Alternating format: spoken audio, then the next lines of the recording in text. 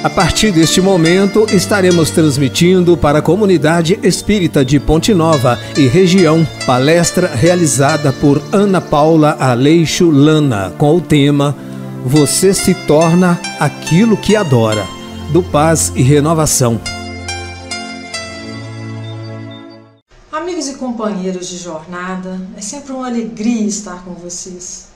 Agradeço a Deus pela oportunidade de pararmos alguns minutos para refletirmos sobre os ensinamentos de Jesus.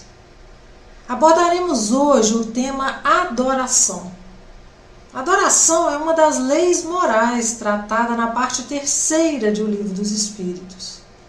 Numa das questões que tratam desse assunto, questão 652, Kardec pergunta aos benfeitores espirituais se podemos considerar a adoração como uma lei natural.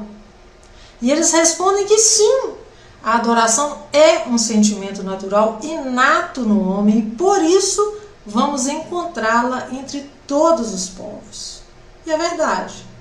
Se vasculharmos os primórdios da humanidade, lá nos tempos das cavernas, vamos encontrar o homem adorando o fogo, o sol, o trovão, achando que estavam adorando ao Criador, a Deus, porque eles tinham uma noção muito restrita de Deus e já atribuíam a ele muito poder, então o associavam às grandes forças da natureza.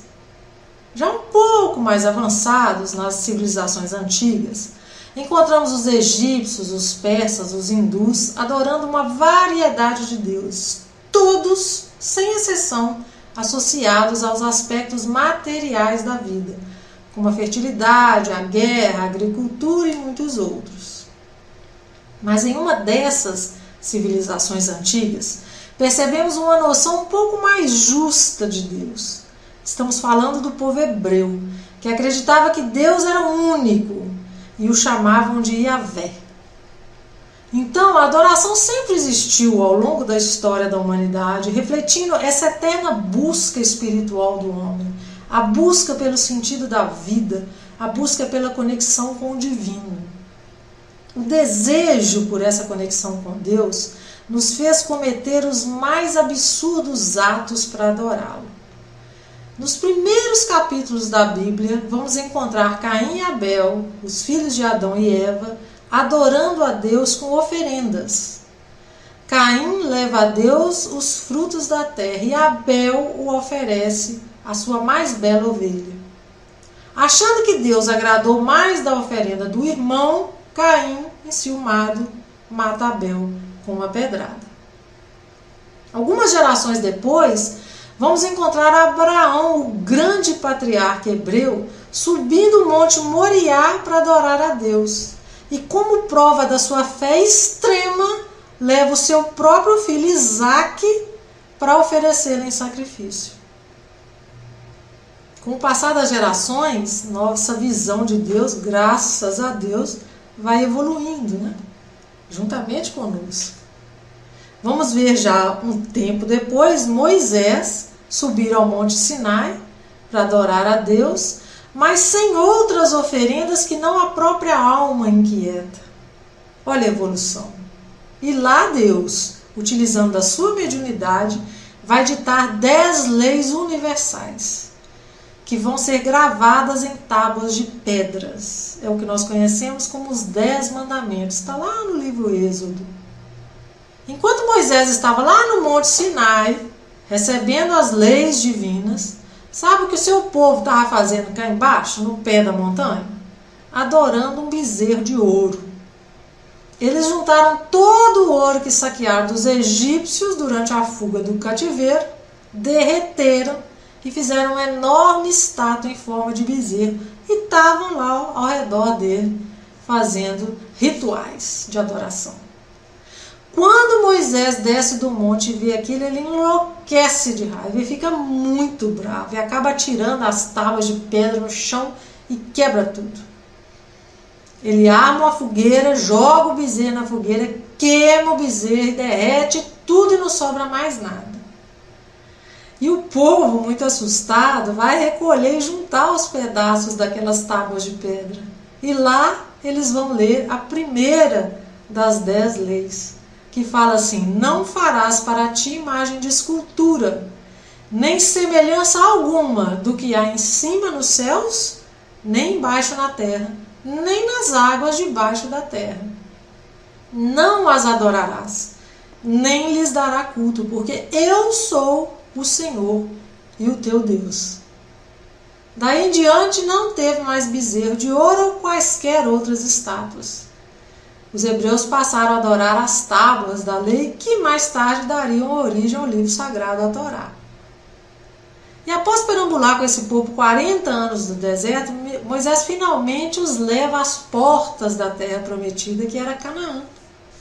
E curioso é que o próprio Moisés não chegou a entrar na terra prometida. Ele chegou lá muito velho e morreu antes de entrarem em Canaã. Os hebreus vão expulsar os moradores de Canaã, que chamaram, conhecidos como os cananeus, e vão se instalar naquela terra, se organizando, se dividindo em 12 tribos, cada uma com o nome de um dos filhos de Jacó, que foi neto de Abraão.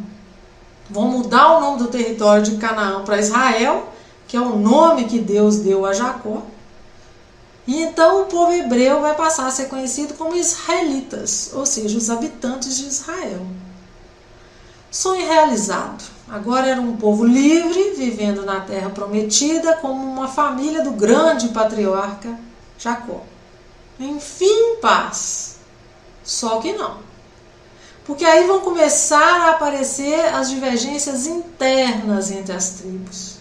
E os inúmeros conflitos entre eles acabaram por dividir a terra prometida. No território do norte, que abrigava 10 tribos, que eles chamaram de Samaria, e seus moradores eram conhecidos como samaritanos. E o território do sul, formado por 2 tribos, de Judá e Benjamim, que eles chamaram esse território de Judeia, e seus habitantes eram os judeus. Um tempo depois, por volta de 722 a.C., a Samaria, o território do norte, foi invadido pelos assírios.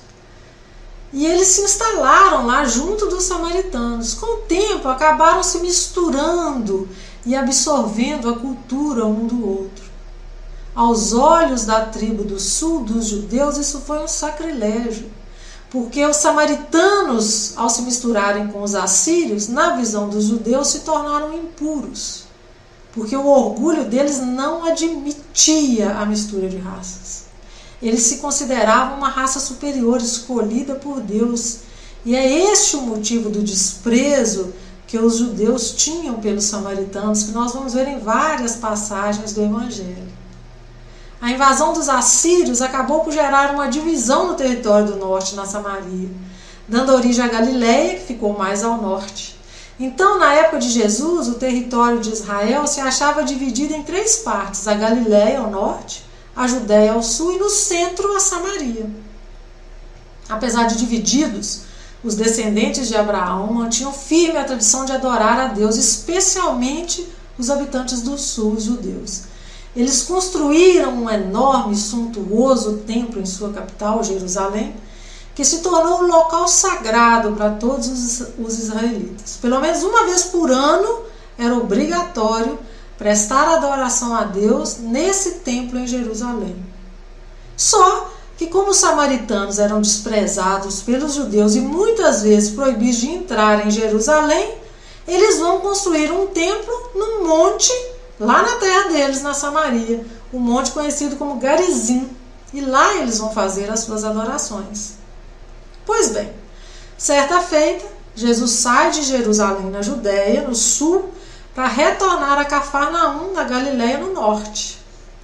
A estrada principal, nesse trajeto, passava por Jericó, percorrendo ali o Rio Jordão. Mas havia um outro caminho, pouquíssimo utilizado pelos judeus, que passava na região de Samaria. E Jesus vai escolher naquela ocasião, justamente esse caminho que passava pela Samaria. Então era mais ou menos meio-dia, um sol escaldante. Jesus e os seus discípulos já muito cansados da caminhada desde a manhã. Então eles chegam a uma aldeia na Samaria chamada Sicar. Então Jesus pede aos seus discípulos que entrem na aldeia e procurem algo para comer. Enquanto isso, ele os aguardaria no poço sagrado de Jacó, que ficava à entrada dessa aldeia. E lá ele ficou sentado à sombra de uma grande árvore à beira do poço, quando ouviu um cantarolar triste de uma mulher que se aproximava, com certeza indo buscar água nesse poço. A mulher, ao se deparar com um desconhecido sentado à beira do poço, reconhece imediatamente se tratar de um judeu e possivelmente da região de Nazaré, pelas roupas e pela forma do cabelo. Ela fica muito incomodada com aquela presença inesperada e pensa em voltar, quando ouve uma voz firme e suave. Mulher, dá-me de beber, porque tenho sede. Surpresa, ela responde, mas como tu, um judeu, me pede de beber? Eu que sou mulher e samaritana. Porque isso era uma condição impensada para a época. Um homem conversar com uma mulher em público e um judeu puxar assunto com um samaritano. Ainda mais para lhe pedir algo. Porém, em meio a todas as improbabilidades, se inicia ali um dos mais ricos diálogos do Evangelho. E vai ser registrado lá por João capítulo 4. Infelizmente, nós vamos ter que pensar desse diálogo somente a parte que se refere à adoração por causa do tempo, né? A mulher samaritana conversa muito tempo com Jesus e reconhece nele um sábio, um profeta. Então ela lhe pergunta: nossos pais adoravam a Deus aqui, no Monte Garizim, no templo erguido pelo sacerdote. O teu povo judeu diz que devemos adorar a Deus lá no Monte Sião, onde se ergue o grande templo de Jerusalém. Eu te pergunto, profeta, onde devemos adorar a Deus? E Jesus vai esclarecer a ela e a todos nós. Ele fala assim: mulher, hora chegará em que Deus não será adorado nem no templo, no Monte Sião, nem no templo, no Monte Garizim. Porque Deus não habita em templos de pedra. Deus será adorado em espírito e verdade dentro de cada coração.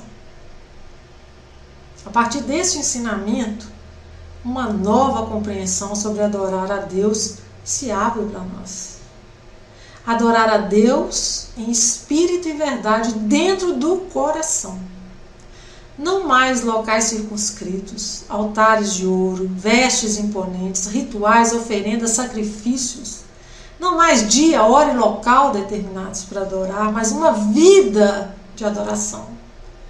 Todos os nossos pensamentos, sentimentos, palavras e ações devem ser um ato de adoração a Deus. O nosso respirar deve ser um ato de adoração a Deus. Eu adoro o conceito de adoração que veio de um pastor chamado Anderson Cássio de Oliveira. Ele fala assim: adoração é mais do que se agitar dentro de um templo. É sacudir o mundo com uma vida que agrade a Deus. E aqui nós vamos fazer um parênteses para diferenciar adoração e idolatria. Adorar é um ato de reverência, de devoção, de reconhecimento, de gratidão ao Criador do universo. Idolatrar é adorar ídolos falíveis, transitórios, perecíveis, atribuindo-lhes erroneamente características divinas. Nesse contexto, a idolatria ultrapassa a adoração de imagens e alcança um outro patamar. Alcança também, por exemplo, a avareza, que é a idolatria a coisas, como ouro, dinheiro. Alcança o narcisismo, que é a idolatria a si mesmo. O mito de Narciso é muito interessante, né? É um mito grego. Narciso era tão belo e vaidoso que, após desprezar inúmeras pretendentes, ele acabou se apaixonando pelo próprio reflexo. E morreu de fome e de sede à beira da fonte, onde ele via sua imagem refletida. O mito tem um significado simbólico muito grande. Ele serve como um conto de advertência para nós quanto ao nosso egoísmo e a nossa vaidade exacerbada. E eu te pergunto agora, o que você adora? Cuidado! A idolatria invariavelmente leva à decepção e desilusão. Adorar o que é falível e perecível é fixar âncoras num terreno arenoso. Adore o que é perfeito, imutável, eterno. Somente Deus é digno de adoração, como nos advertiu Moisés. Numa análise superficial, nós podemos até imaginar um Deus vaidoso e ciumento, né? Que estabelece para Deus assim, olha, não adore imagens, adore a mim, eu que sou o seu Senhor. Mas não é nada disso. Trata-se apenas de um Deus cuidadoso e amoroso que deseja nos atrair para Ele. E Jesus vem nos explicar essa lei de adoração lá no Sermão da Montanha, quando Ele vai falar assim, onde estiver o vosso tesouro, ali também estará o vosso coração. Isso é a tradução da lei de adoração. Jesus está nos mostrando que nós vamos ser atraídos, nós vamos viver no ambiente, nas circunstâncias daquilo que valorizamos. Em resumo, que vamos nos tornar aquilo que adoramos. Imaginemos uma pessoa que adora droga. Sua aparência com o tempo se assemelha à droga que ele adora. Um usuário de crack, de bebida alcoólica, de cigarro, ele reflete nele aquilo que ele adora de forma inconfundível. Porque nós exalamos, nós refletimos aquilo que adoramos. Atualmente é muito comum a adoração desmedida por personalidades da música, do filme, das artes em geral.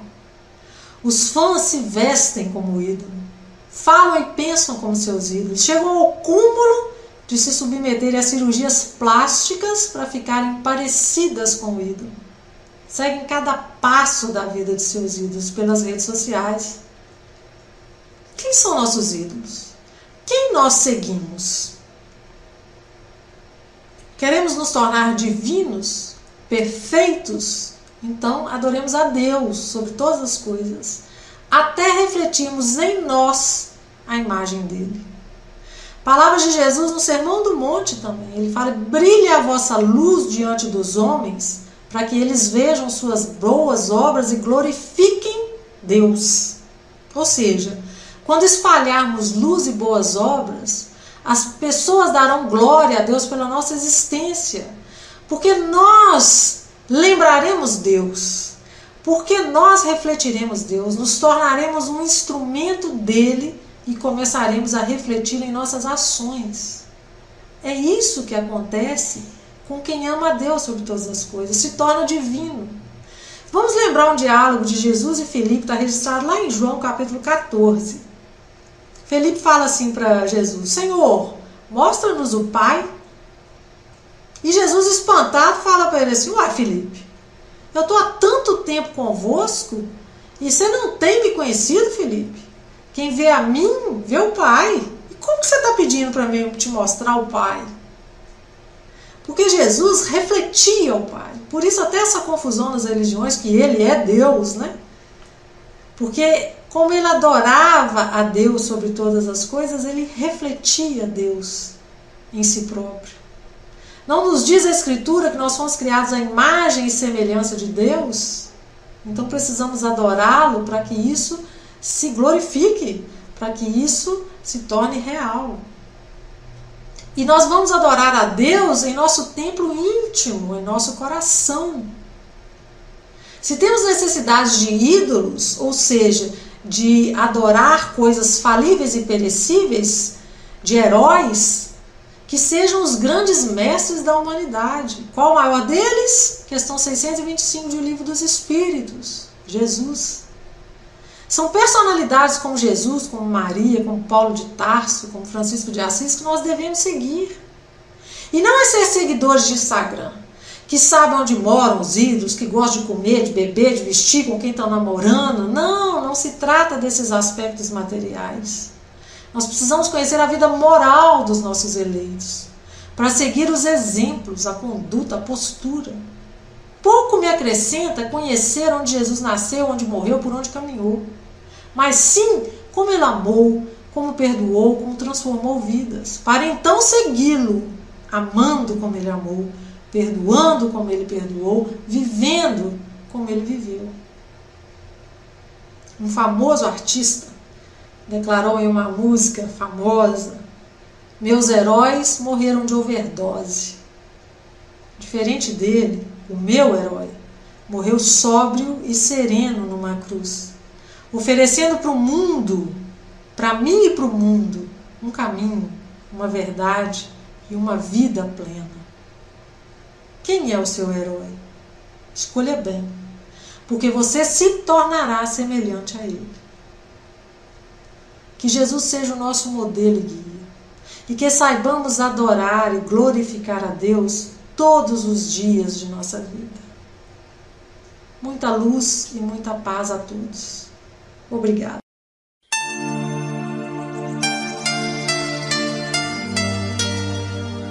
Termina aqui a palestra do Paz e Renovação. Boa noite.